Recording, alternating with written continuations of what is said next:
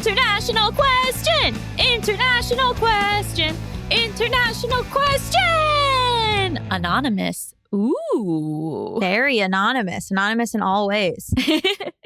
So the TLDR, too long didn't read, says, how do I talk to my partner about being non-binary? Okay, so in the last couple of months, I've been having dreams that I've told my partner that I want to use they, them pronouns. I wake up so excited until I realize it wasn't real. And if I want to make that happen, I'm going to have the conversation all over again, except not in my dream life. But I haven't even come close to doing it. I've told one of my friends and my therapist, and I'm so happy to have talked it out and love the way it has felt to be addressed differently. The weird part about this is that my partner is the loveliest and most supportive person in the world. They're trans. I'm 99.5% sure they would be great about it, helpful to talk to, and as usual, just genuinely interested in making me feel more comfortable. So why does the other 0.5% of the equation feel like the most dangerous thing in the world? I feel like I'm taking up too much space, or like 30 is too old to figure this out, or like I'm copying them, or they would have a bunch of questions and all I would be able to say is that it makes me sweaty and uncomfortable that I keep being referred to as a woman when what feels more correct is just adult. I sometimes kind of think they already know all of this without me saying anything. But the more I want to talk about feeling like I'm actually non-binary, the more self-conscious I get about it. I've caught myself now monitoring the way I dress way more than usual, wondering if they're going to get mad at me for what I'm wearing, like every other cis dude I've ever dated. Ugh, why do I feel like the person that makes the most sense to talk to about this is the person it would be the hardest to do it with? I'm too paranoid about this not to make it anonymous. I love an email that ends with Okay, so what happened was Allison picks the questions. Obviously, I'm sure longtime listeners of the show know that I don't read the email account. But Allison does. And Allison picked this question this week, just going through. I'm sure you pick, like, you have questions that stick out to you. Why did this one stick out to you? Well, I try to make it so that we're talking about a lot of diverse topics. I didn't want it to overlap with questions like with what the guest is going to be talking about. And, and this was a question we'd never really had before. And it was interesting to me. And I didn't, it's a complicated situation where the answer seems obvious, which is like, just talk to them. Yeah. But I also know that it can be really tricky and that I thought it'd be interesting for us to explore like why there is that hesitancy. So you just picked this, like, because you think about what would make a good show. And I wrote back and I was a little flabbergasted because I felt as though maybe I could have written this email down to like very weird specifics, including like having a trans partner and having had relationships with cis men in the past, particularly one who were very unsupportive of any sort of gender nonconformity, who worried a lot about things that I was saying, or I remember specifically an instance where I referred to myself as ya boy, and he was like, "Don't say that." And I was starting to wear men's underwear, and he was unhappy with that. And I remember specifically when we were breaking up, he said something about, I feel like one of the reasons to break up is because I'm keeping you from being who you are, which this was in 2016. So I was like, what is he talking about? Like, I just felt like it was so weird. But those comments they get into your head. They like weasel their way into your brain, and they make a lot of impact. I think that I didn't think about a lot of this stuff for a really long time. And then I have recently been talking to my therapist a little bit about like my own gender journey and sort of what's been going on with me, which I wasn't like planning on saying anything, but I felt like because this question came up and I had just talked to my therapist and I just talked to a friend of mine that like, it was a weird like sign from the universe, which is also so woo-woo. To the person who wrote this in, the things that your old partners might have said to you are probably really had an impact in a way that you don't really haven't really unpacked. Like, I think that does cause fear, whether that's founded or unfounded with a current partner. I think things do get into your head and cause internalized transphobia, for other people, internalized homophobia, internalized biphobia, etc. And I think like even like, it's that thing of like, well, it's okay for other people, but not me. I'm not that. But like, I support everyone, but it couldn't possibly be me. And I think there are a lot of very specific trans narratives. Like, I knew since I was a little kid, and I am a very binary trans person, and I know that I'm a girl, and I know that I'm a boy, and that kind of thing.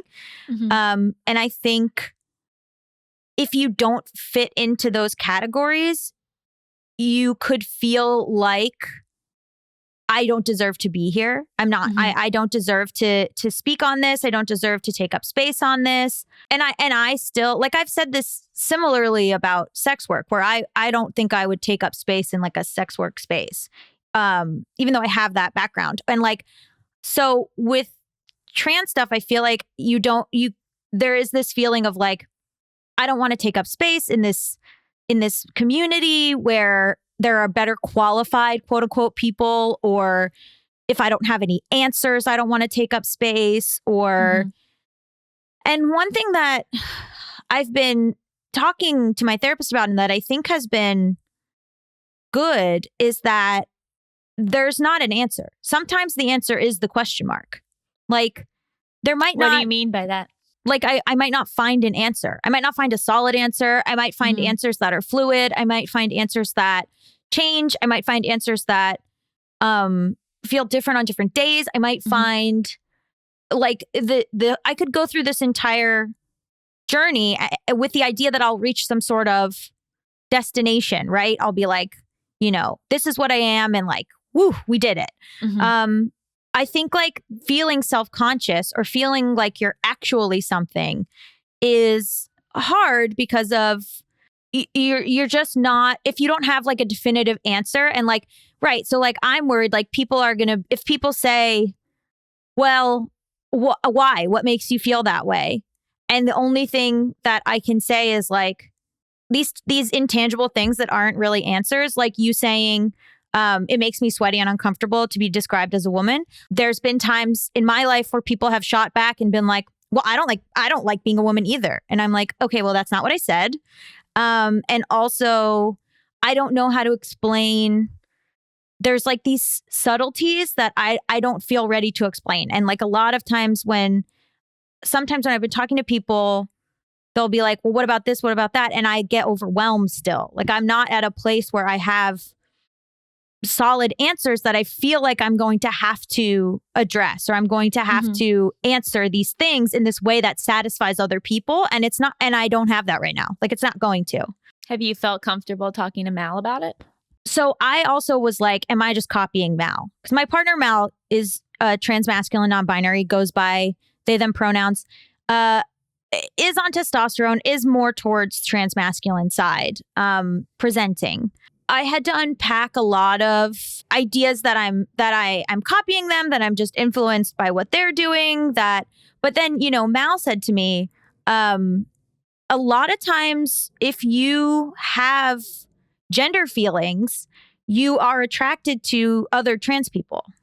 Like that's like, it's like when someone's like, all my friends are lesbians, but I'm not.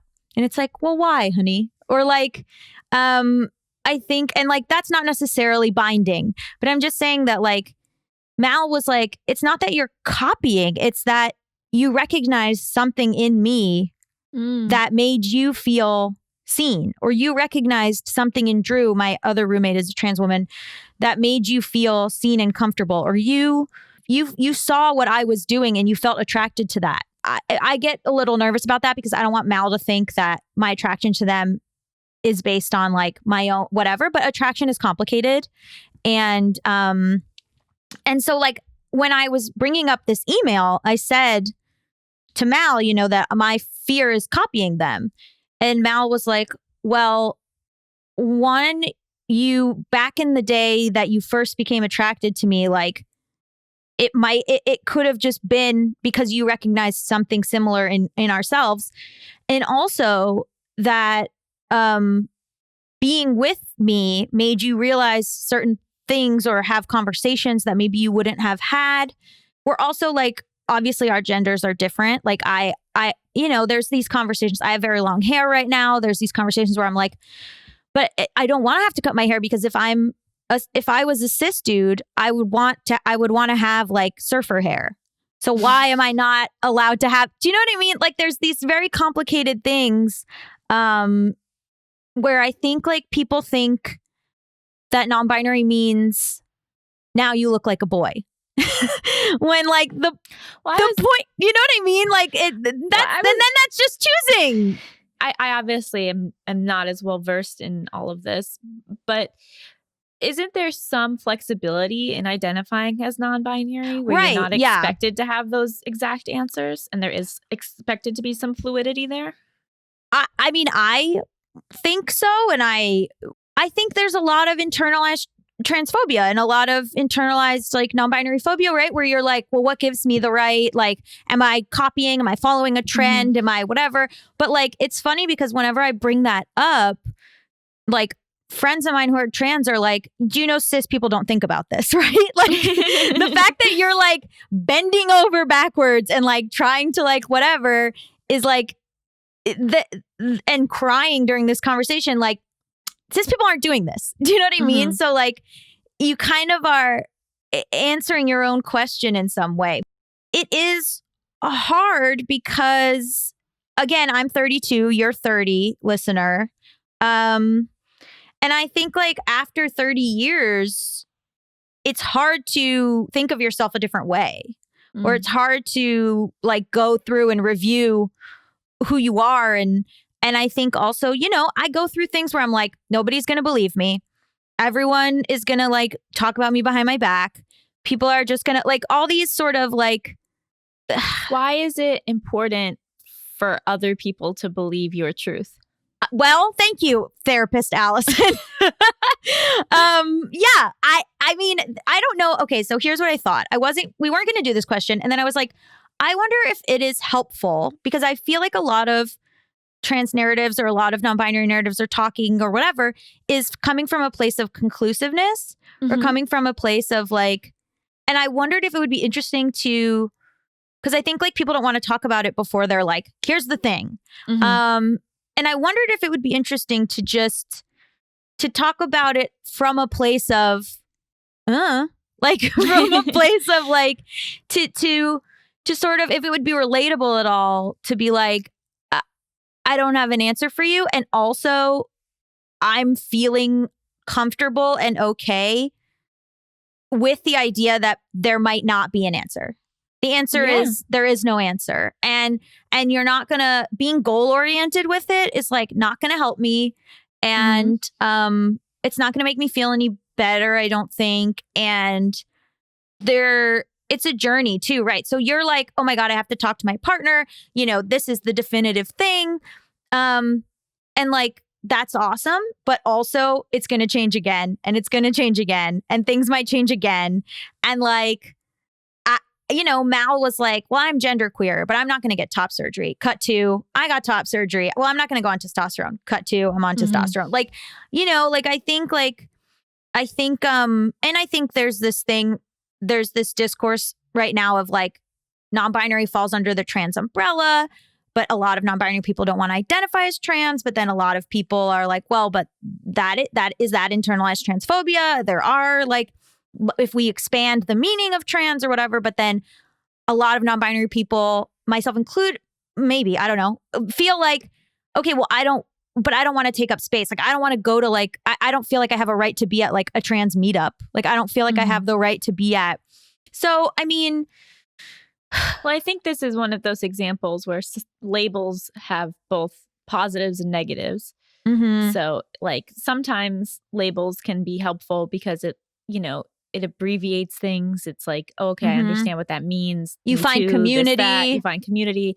But there's also this sense of like that it should be very black and white. I'm either this or I'm not because of the label. But, I think people like even just talking about like other things, I think people are mislabeled all the time. People's labels change. Like there is like a lot of change that can happen. And I wonder if part of the anxiety of talking to their partner is because it feels like you're going to sit them down and give them this big definitive thing. But what if instead of you approach it as like, I would like to have a conversation with you where you can help me potentially talk out these things that I'm feeling, because if you are in a true partnership, like as you change, the relationship will change, influence your partner and vice versa, and so thinking of it as more of like, okay, I have done this work on myself to the point where now I can include my partner in that conversation and we can figure out even more together versus, and this is what I've decided. Here you go. It's interesting, right? Like someone said, well, like when someone uses she for you or like, how do you feel? And I was like, I feel like fine. And they were like, okay, well, but if someone uses they for you, how do you feel? And I was like, it was pretty exciting like the first time it happened. And they were like, so like you could have a life where you're fine, or you could have a life where you're like, oh, this is exciting. But also the thing is that I don't want to inconvenience anyone. Like I feel very like I'm aware of what I look like. I'm not going to like go into a coffee shop and get called ma'am and be like, that's outrageous. Like but also like, then is that like making excuse or like it's just like, I don't have an answer. And so when I read this email, I was like, oh my God, I feel just like you. Holy shit. And also like, why does the way you dress matter? And just like all these things, I don't know. Cause also like sometimes the conversations bring stuff up for Mal. And like, I think also like there should be a world in which if either one of you are overwhelmed, you can just stop. Like it can be a lot. So like if what I'm talking about brings up stuff for Mal, like Mal has to be able to be like, okay, like I can't. Or like if I'm, Mal has a lot of questions and I'm like, I don't really have a lot of answers. And also the more questions that are getting asked, the more I'm like hyperventilating, we have to walk away from it. I think you can have check-ins along the way of the conversation. Again, it's not going to be one conversation. I'm sure it's going to be many.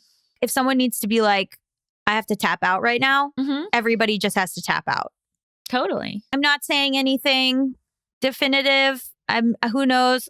I'm glad that you have a good therapist, listener. And I think like I've been having a lot of luck in therapy being like, the answer is what it is in the moment. And sometimes the conversation and the definitive answer is just like that. The journey is the destination. Yeah. And take some of the pressure off yourself, like this is a big thing. And so it's normal to feel feelings around that. But, I think you sometimes have to push through the discomfort and, think of it from the other point of view of wouldn't you want your partner to feel comfortable telling you something like this? Right. And also I want to say though, that you can also, some things you don't have to be ready to answer questions about. Some stuff you can just be quiet. You can just keep private and you can say, I don't have the answer to that yet. And I think sometimes when people come out, they make it about the people around them where they're like, how's this person going to react? How's this person going to react? And you forget to check in with yourself and be like, am I okay? Because you're so worried about cleaning up the mess for other people. Oh, thank you for sharing that. I know that wasn't easy. And I think it's going to help a lot of people to hear that there isn't always, that you don't just go from A to B, that there's a big journey in between. Thanks. I feel like you picking this question was like the universe being like, knock, knock. Maybe it was. Who knows what the universe is up to these days? If you want to submit your international question that makes us go through a journey of our own, please send it to justbetweenuspod@gmail.com. That's justbetweenuspod@gmail.com. Just between